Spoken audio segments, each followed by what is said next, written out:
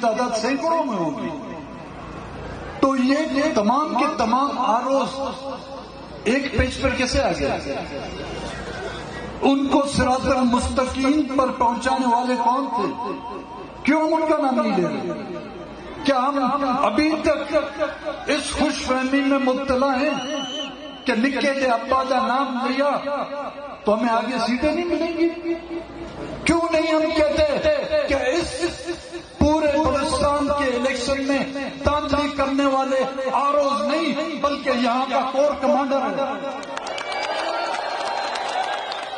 کیوں ہم یہاں کے سیکٹر کمانڈر کا نام نہیں لیتے کہ یہاں کے الیکشن میں دھاندلی کرنے والا یہاں کا سیکٹر کمانڈر ہے جس کو ISI کا سیکٹر کمانڈر کہا جاتا ہے؟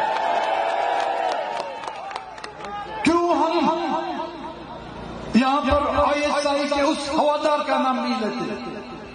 ہماری بجلیاں کڑکتی ہیں تو آروز پر، ہمارا غصہ نکلتا ہے تو آروز پر، لیکن ان کا ہم نام نہیں لیتے.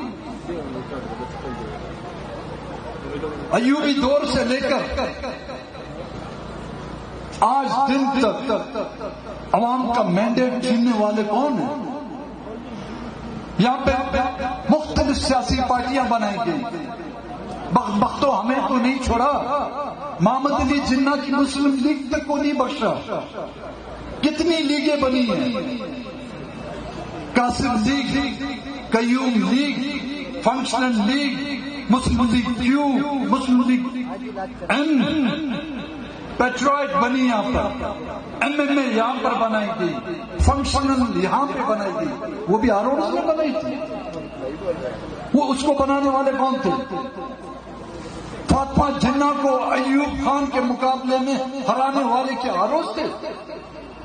کیا یہاں کی افواج، یہاں کے وہ ادارے اس میں شامل نہیں تھے؟